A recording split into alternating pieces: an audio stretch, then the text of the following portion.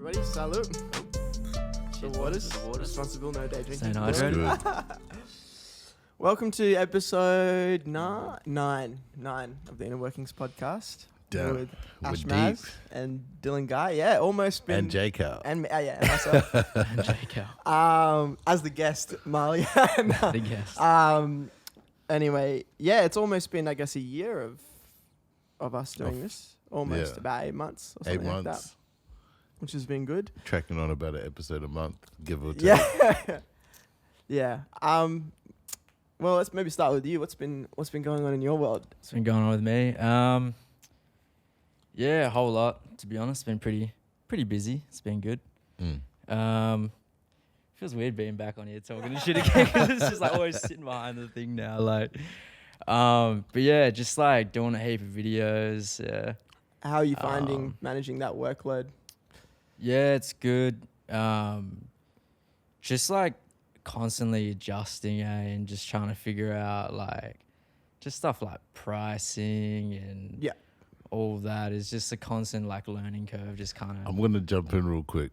At what point is the video is going to become your main thing and you drop the day job or Oh man, it's hella weird. That's been kind of like my dilemma at the moment. Because you're still currently at the day job, right? Yeah, bro. Still working at a cafe and stuff at the moment, but trying to figure out a way to like make that kind of obsolete. Hopefully, but do you have an exit strategy? Because I feel like how we said we didn't have much to talk on. I feel like this is my forte. I've like gradually been slowly working less, and I feel like you're almost to the point where you could probably take the leap, because it's like that balance. You're missing that balance now, where time for you is now taken up doing the side hustle currently, and then the day job in between, and you're being sandwiched.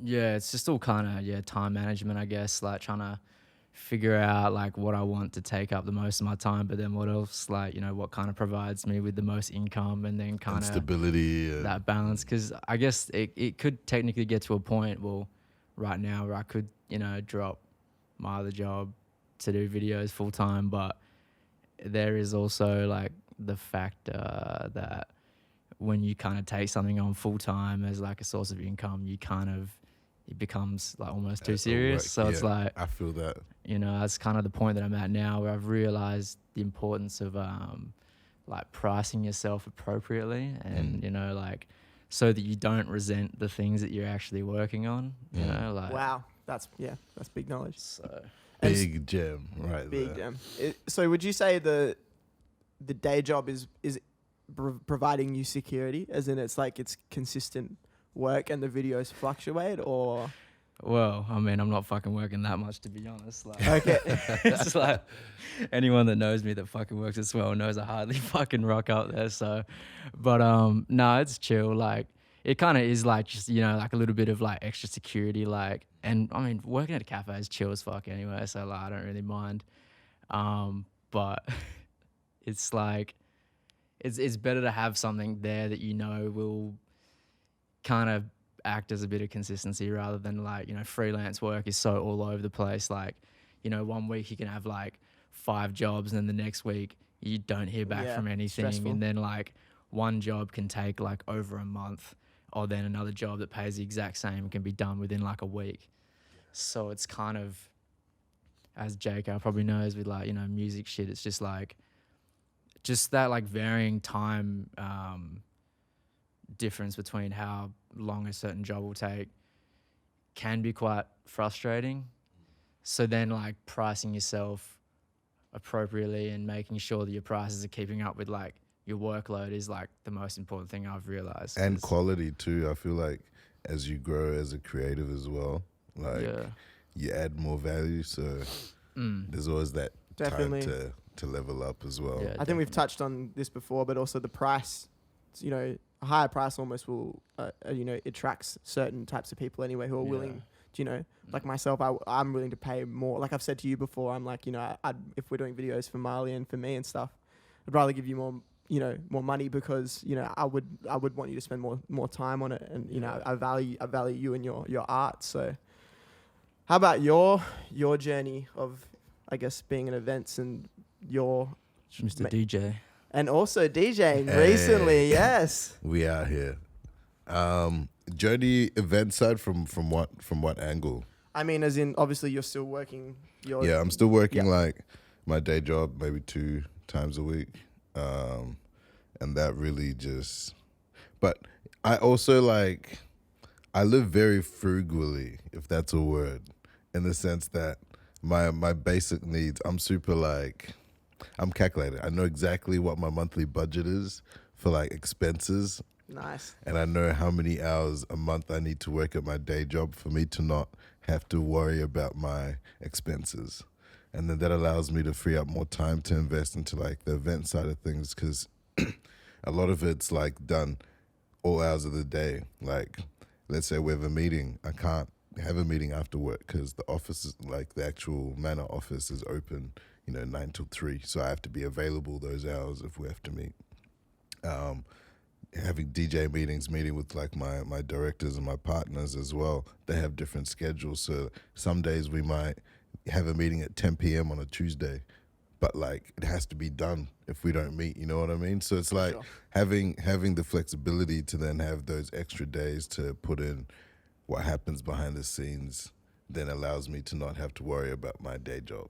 If that makes sense. Did you guys catch that? Yeah, for sure. And does the day job sort of, because we've talked about this before, like with Honeycut, a lot of the money's being reinvested, right? Yeah. So I guess, does the day job sort of help you keep your, I guess, creative integrity in a way, unless you're chasing doing, all these other events that you may not, you're doing them solely, I guess, for income, whereas see, that's a dope point. Like, one thing we also do, we don't do an event just for the sake of doing an event.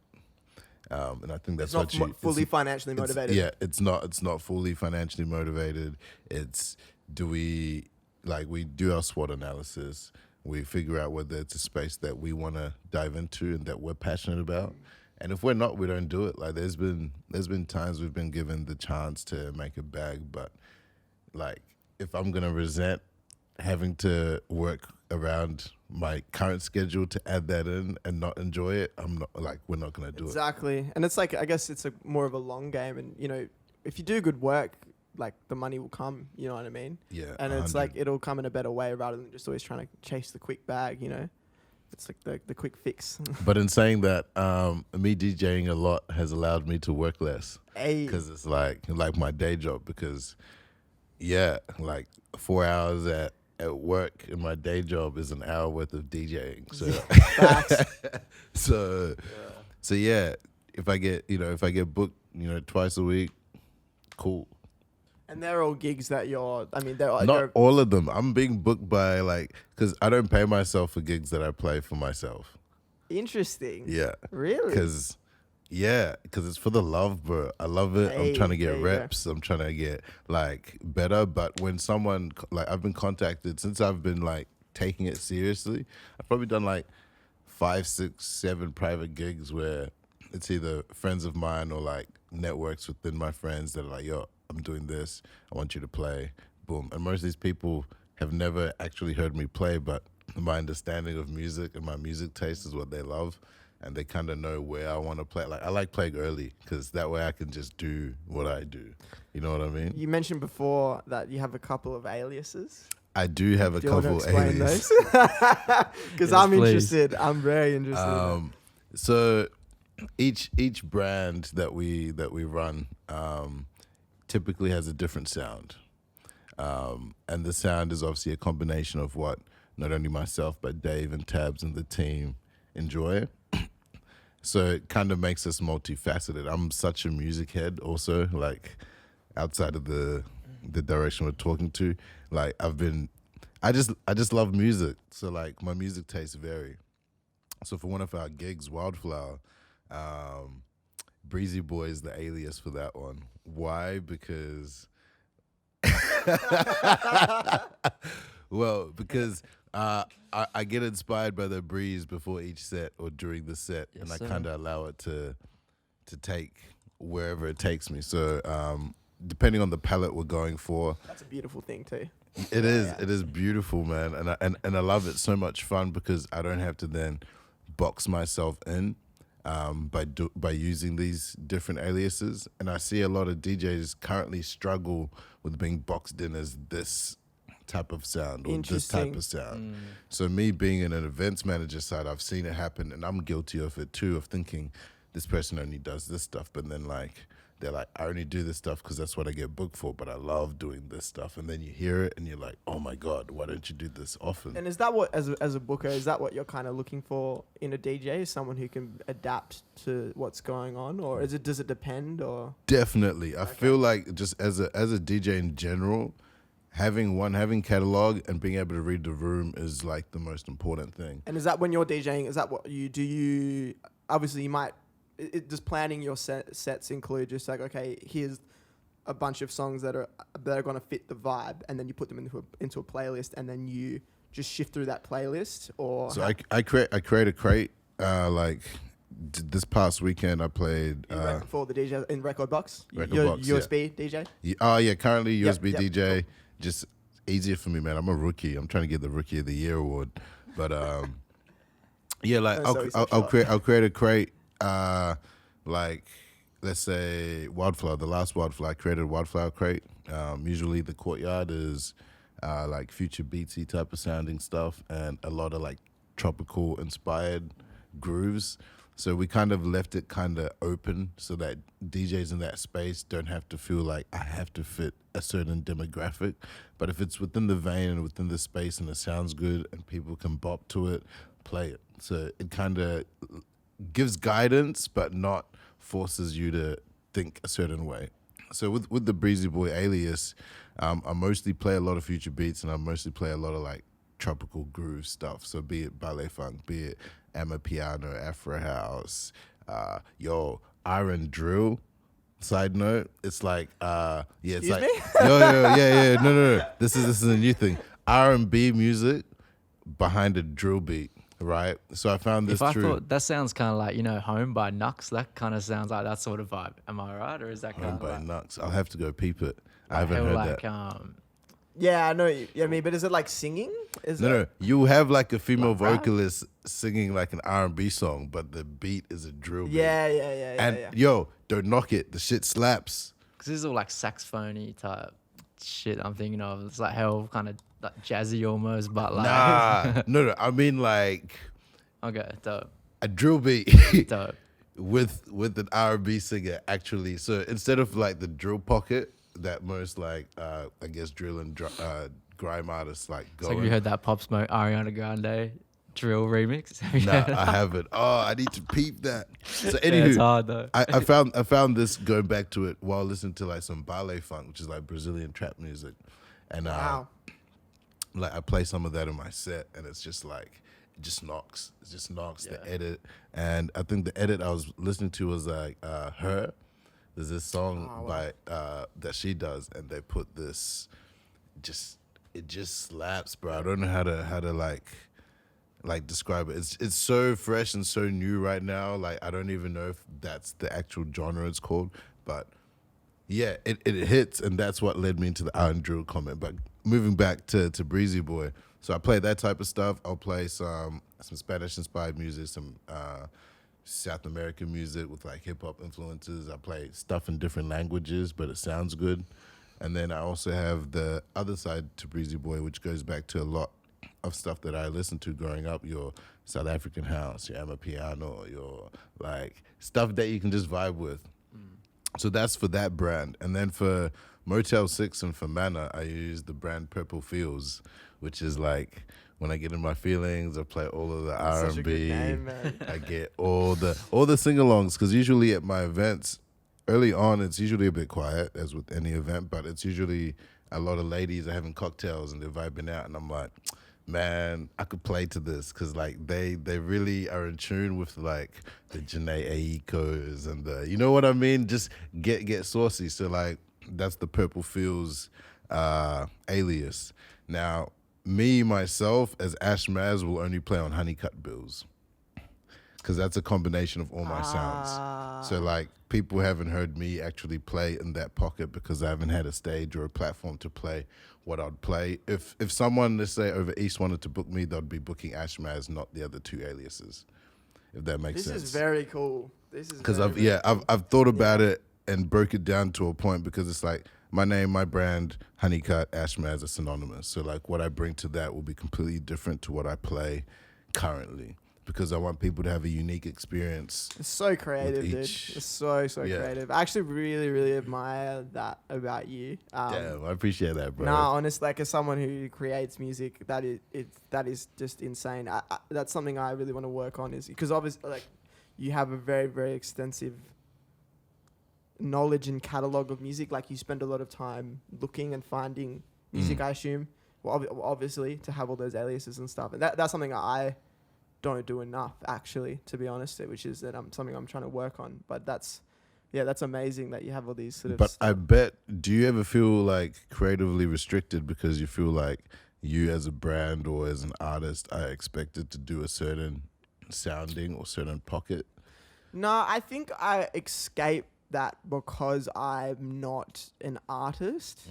You know what I mean? Yeah. I do, like, I'm a producer, so I'm able to work with a lot of different people, and work with Tommy and then Tisha. You know what I mean? Two completely not completely different sounds, but obviously different things got So I'm able to kind of explore a lot of things. So I never feel really boxed in, and I guess in terms of production, I'm always, one thing I'm conscious of is just not trying to keep on doing what I know in a way. You know what I mean? I'm always trying to be free flowing, and I'm always trying to create in real time and just like what I'm feeling, and not get boxed into the conventions. Like, oh, okay, cool. I have a drum, like when I produce, I have a template in Ableton and it has like a bunch of I have a couple of drum racks, and then they have like, so you would know what and they might have some certain sounds in it, but I'm always changing that up every few months. So sort of like, so I don't get boxed into just, okay, cool, I've got this like one hi-hat sound of this one synth. Super easy to just go back over the So same what about you with sounds, videos? Is it like, what I like about you is you have a feel, but like, I know this is going to be hard to quantify. Like when I look at your visuals, I'm like, now that there's more of them out, I'm like, there's a feel that you aim for, or like, but not necessarily stylistic. So I can't, if I didn't know you personally and like have a history of your music videos or projects you've put out, and you put 3-4 of them side by side, I'd probably maybe think two are similar on first look. But then like, there's a certain, like, I feel like you like to story tell, like with your visuals. But this is me as a consumer now. We've never had this conversation. It's super interesting. I like hearing this shit because it's like you don't hear it enough sometimes, because people you just talk about like, oh, what you're making, and like, oh, can I get this change or can I get this change? But people like, it's weird when you hear people like analyze your work, art. It's so interesting. as a consumer, I feel like you make a point to storytell, because I like to some music videos you can only watch once. You don't want to replay them, right? And I feel like you add replay value to a lot of the visuals. Yeah, if I don't necessarily, let's say, like the artist you've done the music video for, I will replay it purely to catch different things that I didn't see the first time visually, or that I might have been listening to the words too much and not paying attention to the visuals. So I don't know if artists ever think of visuals from that perspective, because some music I like because I saw it with the visuals first, but when I play it on Spotify, I can't stand it. Do you know what I mean? Yeah. Sure. How do you, so go back to my question, sorry, how do you then keep yourself fresh and not get boxed into like a certain style or feel, or what's your approach?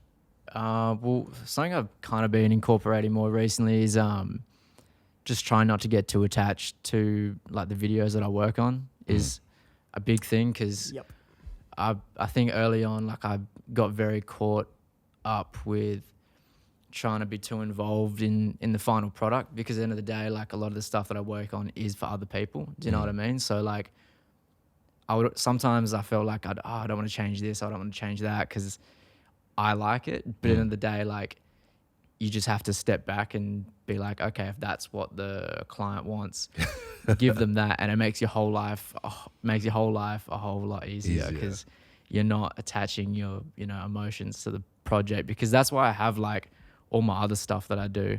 It's for me to be more involved, and when I do like my music, for example, I'm like, it has to be this way, and there's like no other option. But when it comes to making stuff for other people, I'm like, I don't care anymore. Like, not that I don't care, but I know what you mean. You're disconnect. No, you're touching on a really good point that I actually want to talk about. It's you're disconnecting yourself in the art in a way that, not that you don't care, but it allows you to look at it objectively.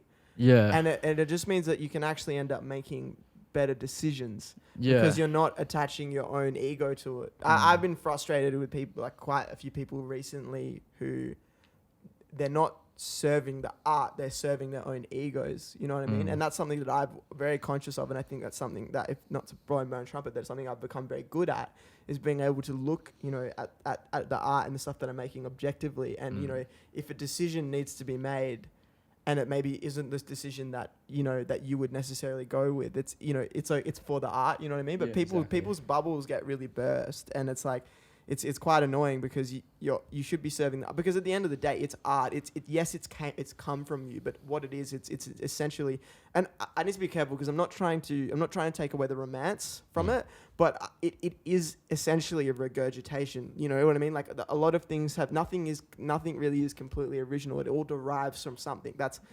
what art has been. You know what I mean? It's all in context. I'm not saying it's not something new, being able to just sort of disconnect it away and look at it for, okay, I've made this thing, it's come from me, but once it's made, it's the art, and then I'm now serving that. That's what makes, I think that's what you're... because definitely, what you're saying before, like, everything is essentially just a whole lot of different ideas or influences taken, like a little bit from there, and now I'm creating something as a combination of all of those things, because to have the ideas that you've come up with artistically, they have to come from a source. They can't just, I don't believe in the whole idea of just randomly coming up with an idea. It has to be from like either an experience or like something that you've inspired from something, an energy, for sure. But and so that's why I feel like I have so many different side projects for myself, because it means that each of them is kind of like a different outlet almost for like the different influences can be kind of created in a different light, and it doesn't have to be a whole lot of pressure, or like, say someone doesn't like this and I'll say, oh, that's fine. Like, I'll just make what I wanted to make on this other route. That's why I have like my solo production side of the music that's completely my decision. Whereas like now I have myself and Outland, we have our collaborative project that we're working on as a duo, where we both bring our favorite ideas that we agree on together. So then it's like a collaborative process. Yeah, so it's like the music we both like listening to, because we both have very similar music tastes. We can make that music together. But if I want to make the stuff that maybe he might not like or other people might not like, I can make that for myself, and I'm fine with that, and I like that. That's dope. Whereas like videos, has become such a source of income for myself. So I'm just very happy to detach from it, because it just means like less stress at the end of the day. So is it more so like, are they with the visuals, are you making like the treatments as well, or how does it normally work for you? Does someone come with you and say, look, I have this song on a visual, this is kind of the idea, or do they come to you and be like, do your thing? Yeah, because that's and then how do you price that? Because do your thing requires a lot of background work too. Yeah, that's something I don't know how other videographers do this, and I don't really fucking care, but like... We should get some more videographers on here. It's just... I think do your thing in the visual aspect. In the music world, it's different. It's definitely different. But I think if you say that to a graphic designer or you say that to a videographer, it is like death. Like, just, it's I think in your case, like if you want to say do your thing, which what do your thing actually translate to is you come up with the idea. Yeah. If that's the case, then it's like, okay, cool. Then you need to pay for it. You know what I mean? Like, for me, if I'm, I get a lot of work mixing or whatever. So someone brings me an idea, and then I can like, you know, and then I run with it and you know, mix the song and whatever. And so there's already an idea, like a pretty fleshed out idea there. But if you want me to, you know, flesh out that idea really extensively, or you want me to create an idea, then I need to be, you know, that's something that I need to be compensated for. And so I think that's do your thing kind of means that, which is you can do, but you can't do your thing for absolutely everybody. You know what I mean? It'd just be too taxing. It'd be draining. Yeah, absolutely draining. That's one thing I've started to do recently, and again, like, I don't know how other people do this or even price it, but like, I've been giving like the director role to the artist a lot of the time and kind of giving them that responsibility, because like, I've, you know, in the past, I've come to people with ideas, not to say that's a bad thing, and they just didn't like them. And I'm like, that's fine. You know, you tell me what you want and we'll make the video around your idea. They're happy. I'm happy. It's Everyone's easy. happy. It's simple. But then if someone says like, oh, okay, like, can you come up with the whole idea? Like, I mean, like, I have to come up with, you know, I have to like literally sit down and like take time to actually think of like It's hard. It's really hard, especially like, visually. shot by shot. It's like, hard. you know, it is like video work. I think I underestimated how much goes into it when I first started it, for sure. And I don't think like a lot of people realize how much goes into like the big budget music videos. Like, obviously there's just like credits for days and that, but it's there's so much depth to it that people don't understand, and like having like production crews and like extra people on your team to help you even just source Division of labor. props and things like that. That you know? is huge. I've been reading an economics book. Yo, I've been reading honestly, it. I'm looking at. we need to touch on that, because that's the key to scaling. Yeah. And it's not even necessarily to make like, you can make an amazing video like just as one person sorting everything, but it's also like the efficiency of the project itself. You know what I mean? So it's like I could do all that stuff, but it'd take me fucking ages to sort it and organize it. And do I have all the time to do that? Like, I'd love to, but it's when you're trying to do like 4 videos sometimes at once, like it isn't realistic, you know? So that's kind of what it comes down to, I think, is more efficiency than anything. Yeah. So an example is at the moment is because you're going to be working on a music video for me. I'm putting out some music later in the year. JK, the artist now. Featuring some Perth heavy hitters. And I understand that concept. So, you know, I chatted to Dylan and I was like, hey, why don't we get a director on board? You know, because you're very busy, and it's like, I think if you can. And so Caesar is going to be directing you, who you've worked with, Caesar from Hotia, who we've had on the podcast. You know, he's going to sort of help direct with Dylan, you know. So I'm already thinking like, okay, cool, because me visually, I mean, I'm not necessarily the greatest at coming up with ideas, and also for me it's that time. So is you know, I don't really necessarily have a lot of the time. So I'm like, cool, well, let's just get more people on board. You'd be surprised, like in all this like really high, you know, top production stuff, whether it's music or videos, there's a lot of people involved. All these top hits and stuff. Look at the credits. There's about 10 writers and stuff on that. It's all about like division and labor. You know, even in what you do in events, you know, your team, it's large. You know what I mean? Because everybody's got to, you know, play to their strengths, and it's like what we've talked about a lot of times before, the assembly line of things. It is important.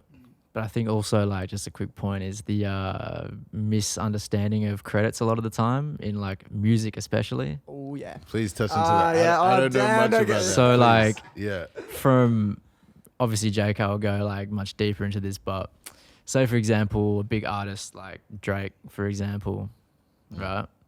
And he'll have a track, and you go on Spotify, and have you ever checked the credits for like an artist like Drake's albums and stuff like that? And he'll have like writers for like one song, it'd be like 10 people, and a lot of people will see that and be like, thanks. Oh, they get all like mad about it, like, oh, he doesn't write his own stuff and all that, but no one, like, a lot of people don't, like, the consumers don't understand a lot of the time. That's the case for a lot of these artists, but like also how busy these people are. And Jake, I'll probably go into it way better than me, but it is just like do you agree? Like, yeah, absolutely. Everyone gets mad about that sort of stuff, but it's you want a product, like you want, you know, that's why Drake is sustainably like make hits sustainable, is he's getting the best people involved. And like, there's a lot of nuances to stuff. Someone just might just go in there and scat a melody. And that's the thing, at the top level, people are credited correctly. You know, someone might go in there and scat a melody. You know, I'm out. They might just go, "Duh, duh, duh, duh, duh, duh," and then Jay goes, "Oh, cool, I'm outside in an AMG." Like, and then they're credited for scatting that melody. You know what I mean? 'cause it's That technically doesn't writing, tend to happen at the low level. And actually, and even what I'm doing, like, and I think in the music industry, especially at a lower level, engineers aren't getting enough credit because a lot of engineers Yep. are doing a lot of production Yeah. because they're putting the song together. I'm sorry, like, and I know I've touched on this and I know I've said I don't care about it, and it's not like, but like if you're making the beat, that's great, and you send the loop of the beat. But if Yeah. someone's going in there and then getting the stems and then structuring it, that is production, and Well, that yeah. and that's falling now under engineering. But I think that's backwards. So I'm getting to the point now where like I'm gonna, you know, essentially like be demanding the right credits on stuff. Well, yeah. Because if you're putting stuff together and all that stuff, which I've touched on before, then you're producing. So, but at the top level, people are being credited properly. So yeah, Yeah. it's a good point you're touching on. Like, Yeah, definitely the engineering point is very interesting because, like, even just, for example, like someone will come to a certain engineer because they want a certain sound. Yeah. Because they know, And then like, they their arrange. equipment or that, and they know that they're going to put stuff in the right place appropriately, and, oh, we're going to record this and this and this because that's what you like, sort of thing. But if you went to someone else, you wouldn't get the same results. That's Yeah. why you have the I same think people it's that mainly, come back yeah, to you. I think you it's know? mainly in rap music. It's gotten distorted in rap music a bit because if you are making the beat, yes, you still are, you're doing the production, but Yeah. a lot of people that are making beats, that's just it's solely what they're doing. As soon as things are getting split up, like if I'm changing like the structure of the beat to fit a verse and stuff, like for me, I reckon that it's either songwriting or producing. You know what I Well, mean? yeah, Whereas in songwriting, rock sure. music, like in rock music, it's not, when there's a producer, it's like they're not necessarily don't have to play all the parts, but they're fitting them all together. But then Yeah. they get credit for production. So in hip hop, it's a little it's getting a little distorted. Yeah, but I think in yeah. rap music, there's definitely this this stigma that's been around. I mean, it's just kind of like how it's always been, is that, I have to do everything on my own. Everything has to be like, I have to be the writer, the recorder, like mix. Like there's that. I just think it's a really bad trend where it's like I agree. I've got to do everything on my own. I don't need anyone else to like succeed because I'm able to create my own success. But at the end of the day, like you do need other A people. mastermind is a collection of minds. I also agree and disagree with that because I feel like as a creative, you kind of need to have an understanding of all of that. Because if you have, For sure. because resources also is where I'm looking at it from. Let's say you're an artist, you write semi-produced, like let's say you put a little loop and you know the rough idea of where things are going. Then you take it to, let's say, an engineer or a producer. Then I feel that's fine because it's like you've done a little rough, if you want to call it a demo, a rough like idea. Yeah, no, demo is you know, exactly the right term. Yeah, Yeah. demo, absolutely. and then you take it to fully, you know, Yeah. take it up. I feel like that's probably the better way. Because there's definitely, from my limited experience working with like other artists and stuff like that, it's definitely, when an artist has, say someone who sings, right, if they also have a knowledge of how to use like Ableton or a DAW appropriately, that immediately puts you up a notch. If you also have skills and know how to record properly, if you have like mixing fundamentals down and stuff, like those things are also all different Yes, skills yes. that elevate an think artist to a different level. The main point is of course learn as much stuff as you can because it helps you translate with the people that you're working with. But don't like put the pressure on yourself to have to do it all just for the sake of saying it. And this is even tying back into what we're talking about before about serving the art, doing what's best for the art. You know what I mean? Yeah. It's like maybe I don't know. Are you maybe proficient? You probably know a little bit of like stuff to make posters for events and stuff. Yeah, like, you know what I mean? But I can use it like literally today. Our media director was like, "Yo, can we do a post like this?" I went on Canva, put a color, some words, a little bit of like little colors, and then he's like, "Yeah, bet." And then what he said to me was like, "Fucking like, you know what I mean?" You're like, "Yo, this wasn't what I wanted, but this is better than what I wanted." But because he had something to base us off and to flesh out, it's like give them a skeleton at least, and then Yeah. at least it's like, okay, cool, this is a leg. I need to put calf muscles and and it's funny how that our three different areas of what we do that it's all translates. it translates completely. You know what I mean? You with videos, someone comes to you with an idea, and then you can help them flesh that out. Someone comes with me with a demo, and then I can help them bring that demo to a full production. You can. Oh, okay, cool. I have to have a team. Yeah. I mean, I could DJ the whole night, but like that, no Everybody's gotta have a one team. would want that. Yeah, and credit your team properly and look after those people. You know, Facts. that's what you got to do. You know Facts. What I mean? Shout out to my team, y'all. You're the greatest. Shout out to my team too as well. Yeah, y'all are fucking the ones, y'all. Yeah. For sure. Damn. Well, that's kind of a Sheesh, that's kind of a good way to that's kind of a good way to finish things. Yeah. Yeah, awesome. Well, this was episode 9 Inner Workings podcast. And I hope you guys enjoyed it. It's Yeah. Ash. Interact with us. Oh, J-Cal, Dylan, interact with us. Let us know what topics you want. We're here. We're trying to do these more and trying to progress what we're doing. So, again, I know we say this every time. We're here to help. Reach out. Peace. Actually, shout out to a couple people who've been reaching out lately. So yes. shout we out put to some you guys. Yeah, shout out to you guys. Honestly, much appreciated. Yeah, it's just been great just realizing people within the community that I don't even know. Yeah. I like, oh snap, I watched the thing. Like, I have some questions. So like, shout out to you guys. Yeah. Much love. Peace.